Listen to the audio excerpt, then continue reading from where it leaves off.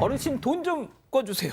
입니다. 어떤 사건에 대한 재판입니까? 네, 제주도에서 돈을 좀 꺼달라고 하고 안 갚는 방식으로 사기를 친 40대 얘기입니다. 근데 조사를 해보니까 피해자가 치매 어르신 그리고 장애인이었습니다. 이게 지난 2019년 5월부터 9월까지 있었던 사건인데요. 한 치매 어르신은 속아서 집과 땅을 담보로 1억 7천만 원을 피해를 입었습니다.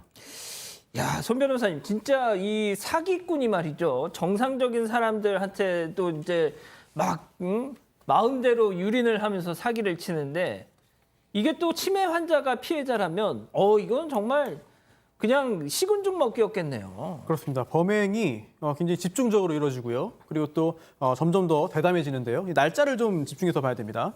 2019년 5월 3일에 처음 범행이 이루어진 거예요. 예. 총 3번에 걸쳐가지고 돈 빌려주면 내가 갚겠다. 이거 거짓말이죠. 이렇게 속여서 5천만 원을 이제 현금으로 받았습니다. 그리고 4개월쯤 지난 2019년 9월 5일에는요.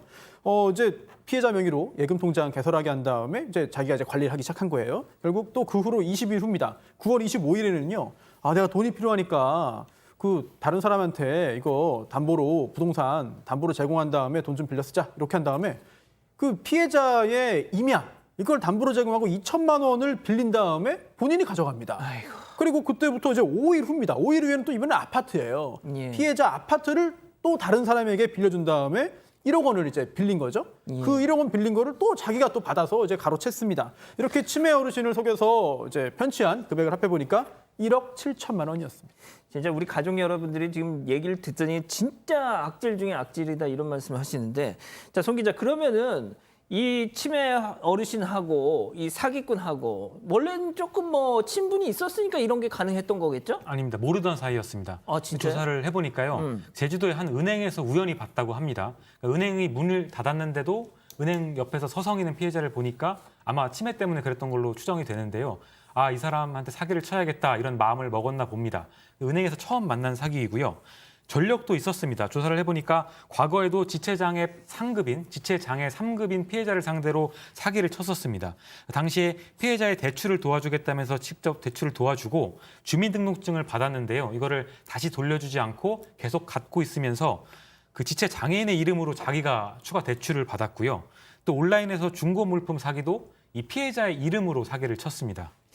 와, 교수님 지금 얘기 들어보니까 이 딱 진짜 그 약한 사람들만 딱 노렸다라는 느낌이 드네요. 네, 뭐 아주 그 계획적인 수법으로 보이고요. 그리고는 이 사람이 사기 전과가 많이 있는 사람 같아요. 그렇기 때문에 뭐 누구를 이제 그 희생양으로 삼아야 되는지 너무 잘 알고 있는 사람이었던 것 같습니다.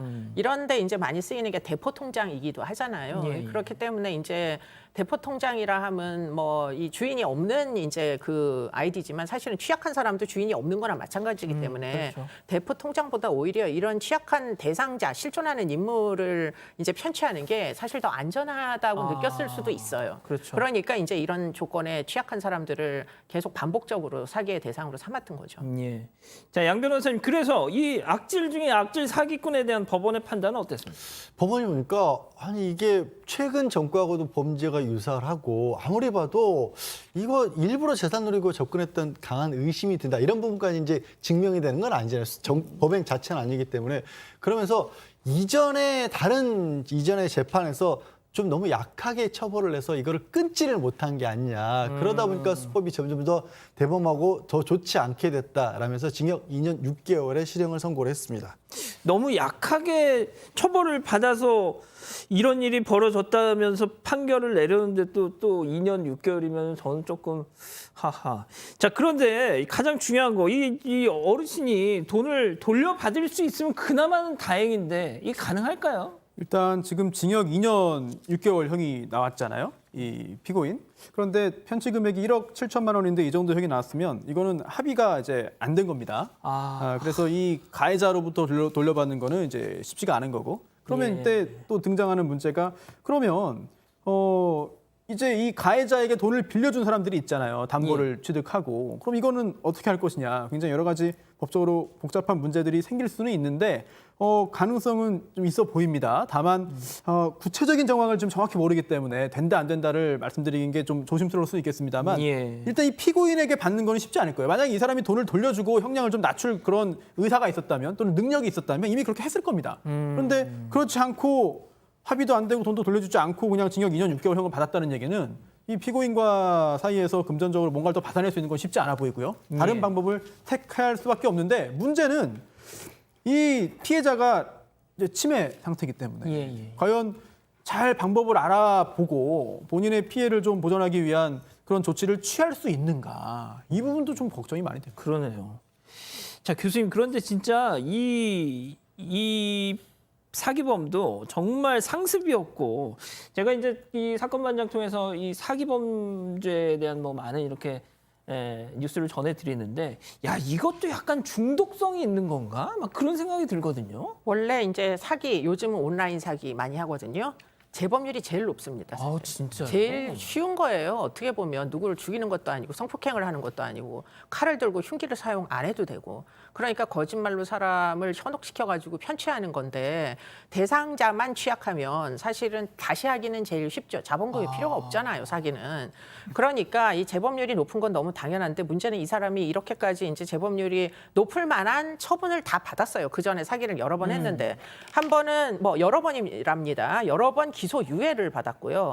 그리고는 법원으로 그 다음에 처분 받는다고 받았는데 벌금형 그리고는 또 징역형이 나오긴 했는데 집행이 유예되고 이런 경험들을 많이 갖고 있다 보니까 아마 이번에도 결국에는 징역이 안 나올 거다라고 생각했을 수도 있었을 것 같아요. 근데 굉장히 그 엄벌 어떻게 보면 이 사람 경험으로 봐서는 2년 6개월이 굉장히 엄벌에 처해진 거예요. 그래, 뭐 그렇게 생각하겠죠. 네.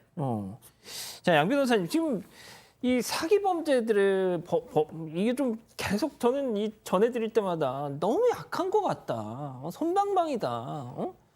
그래서 뭐 맨날 하시는 말씀이 뭐 한 15억 땡겨가지고 3년 받으면 이 연봉 기준으로 한 1년에 5억 정도는 할만하네 뭐 이런 말씀 자조적으로 하시는 분들도 계시고요. 일단 지금 마지막 말씀은 한 10년 전까지는 통했던 얘기예요. 그런데 지금은 특히 금융범죄 이런 어떤 액수가 높은 범죄에 대한 사기 같은 경우에는 그렇게 간단하게 나올 수 없습니다. 정말 몇십 년 형을 뭐 사람을 해친 거 못지않게 처벌하기 때문에 그럴 염려는 많이 줄어들었고요. 예.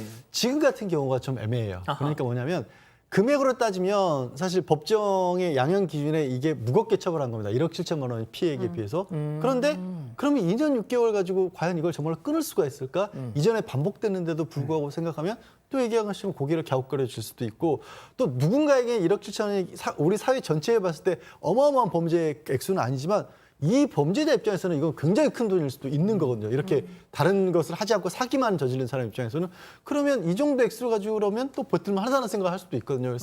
그래서 이런 게 힘든 거예요. 사람마다 얼마만큼의 범죄를 적당하게 처벌을 해야 재범을 막을 수 있을까 늘 고민인 겁니다. 예. 알겠습니다. 첫 번째 재판 이렇게 마무리하고요.